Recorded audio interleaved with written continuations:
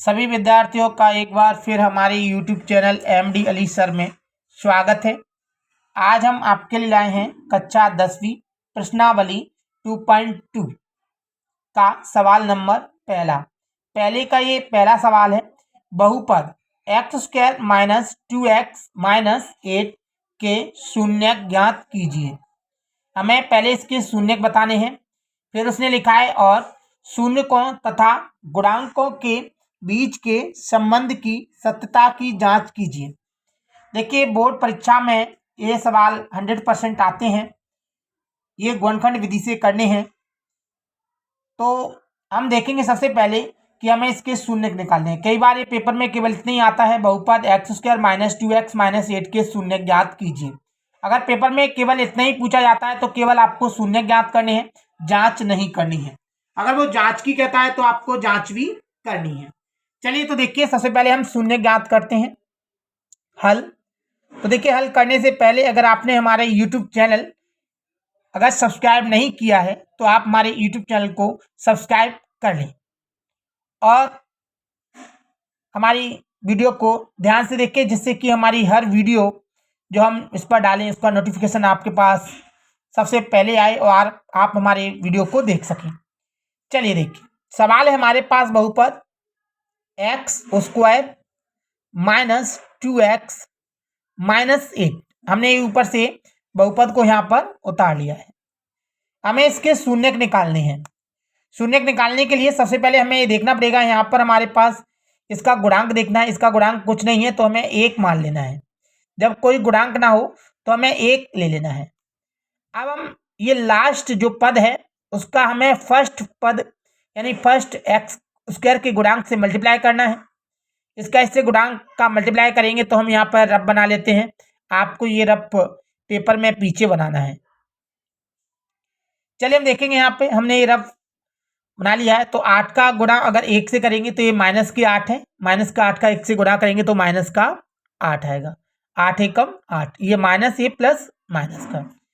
अब हम यहाँ पर देख लेंगे कि जो 8 है वो किस किस के टेबल में आता है।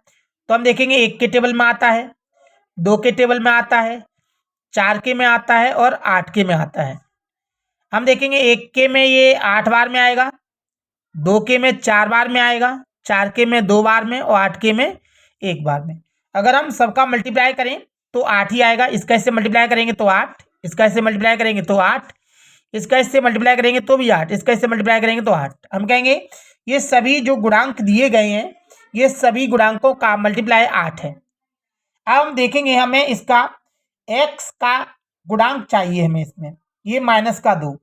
हम देखते हैं इन दोनों को जोड़ने या घटाने पर माइनस का 2 आना चाहिए। चलिए देखते हैं। 8 और 1 9 होता है जोड़ने पर और घटाने पर 7 होता है, अर्थात ये हमारा आंसर नहीं है। अब हम यहाँ पर देखेंगे, इन दोनों को जोड़ेंगे तो 6 आएगा। अगर घटाएंगे तो 4 में से अगर 2 घटाएंगे तो बिल्कुल 2 बचेगा। बिल्कुल हम कहेंगे हमें क्या चाहिए, 2 ही चाहिए, लेकिन माइनस का। तो हम कहेंगे बिल्कुल देखिए ये वाला, या फिर ये नीचे का देखें तो 4 और 2, बिल्कुल ये इसका पलट है। ये दोनों में कोई डिफरेंट नहीं है, अर्थात कोई भी ले सकते हैं, चाहे आप इसको ले लें चाहे आप इसको ले लें। चलिए हम देखेंगे तो इसमें सही आंसर आया हमारा या तो ये या ये। आप 2 इंटू 4 ले सकते हैं या 4 इंटू 2 ले सकते हैं। मैं चलिए 4 इंटू 2 ले लेता हूँ। 4 इंटू 2, इनका अगर हम मल्टीप्लाई करेंगे तो ये हमारे पास 8 आएगा। लेकिन घटाने पर हम देख रहे हैं घटाने पर 2 आ रहा है, हमें 2 चाहिए, घटाने पर आ रहा है। तो हम जानेंगे एक संख्या माइनस की होगी, एक संख्या प्लस की, क्योंकि हम जानते हैं संख्या तभी घटेंगी जब एक माइनस और एक प्लस, चाहे पहले प्लस हो चाहे पहले माइनस हो, कोई भी हो, लेकिन एक माइनस एक प्लस होना चाहिए। तो चलिए, हमें माइनस की संख्या चाहिए, इसलिए माइनस की संख्या बड़ी चाहिए और प्लस की संख्या छोटी। हम देखेंगे अब हम इसको अगर घटाएंगे, 4 में से 2 घटाते हैं तो ये माइनस का 2 बचेगा। बिल्कुल, तो हम कहेंगे बिल्कुल राइट है हमारे पास। हमने चिन्ह अपनी मर्जी से देना है, ऐसे चिन्ह देना है कि ये प्राप्त हो। तो हमने देखा माइनस के 4 और प्लस के 2, अगर 4 में से 2 घटे तो माइनस का 2 बचेगा। तो अब यहाँ पर हम इसे उतार लेते हैं, x²। अब इस 2 की जगह, माइनस की जगह हम माइनस के 4 प्लस 2 लिखेंगे, तो माइनस का 4 प्लस 2। हम देखेंगे इस 2 में ये x है, क्योंकि ये फैक्टर इसी के हैं, इसलिए ये x है। एक्स हम इन दोनों में लिख देंगे, ये हमने दोनों में एक्स उतार दिया, ये -8 जैसा का जैसा लिखें। अब हम यहाँ पर देखेंगे इन दोनों के दो के जोड़े बनाएंगे। ये देखिए दो के जोड़े, दो पद के जोड़े बनाने हैं, हमने बना लिए। अब हम देखेंगे इन दोनों से कॉमन लेने के देखिए कई तरीके हैं। हम कॉमन ऐसी संख्या लेते हैं जिसका भाग दोनों तरफ जा रहा हो।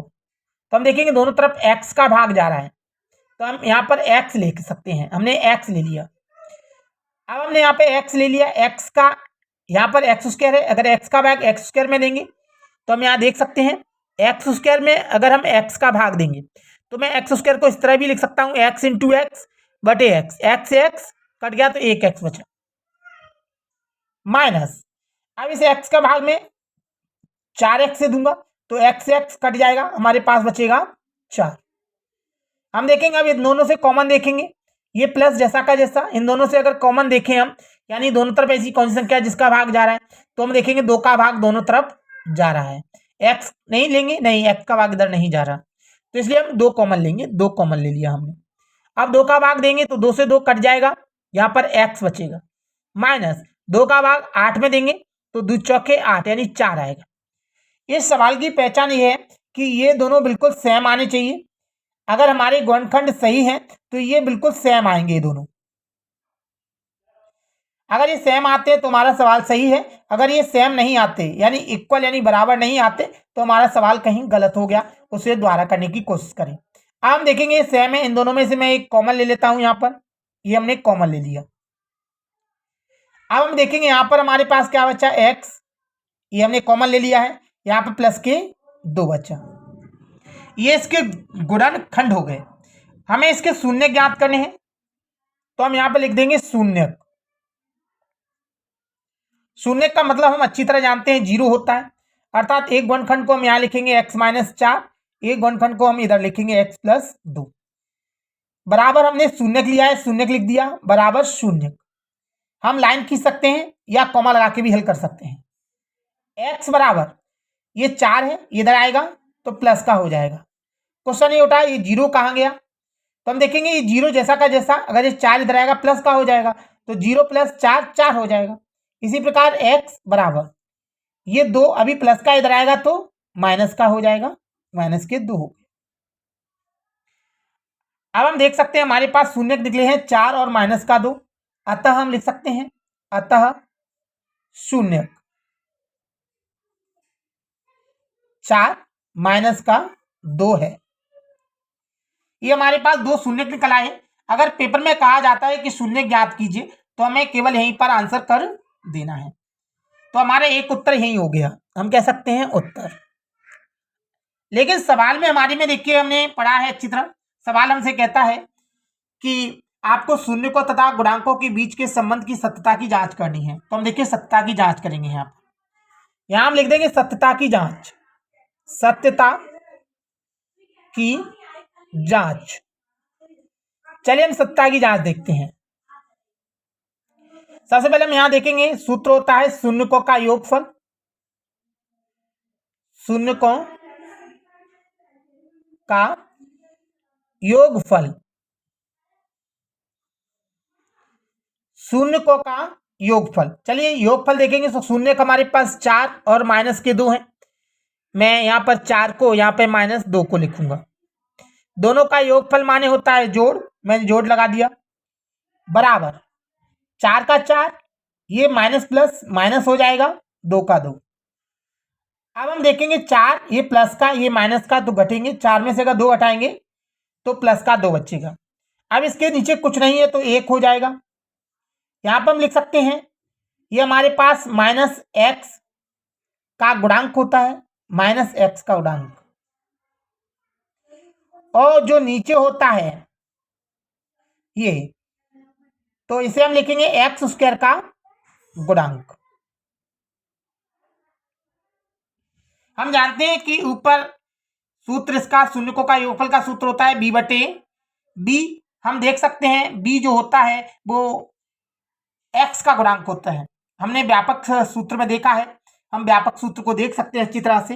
व्यापक सूत्र में बताया जाता है कि ax² यानी ax² मतलब a गुणांक जो है वो एक्स स्क्वायर का है और बी गुणांक है वो एक्स का गुणांक है। तो यहाँ देखेंगे ये बी और ये ए है बटे में, इसलिए ये एक्स स्क्वायर का गुणांक है, ये लिख दिया। अब हम दूसरा लेंगे। दूसरा हमारे पास होता है शून्यकों का गुणनफल।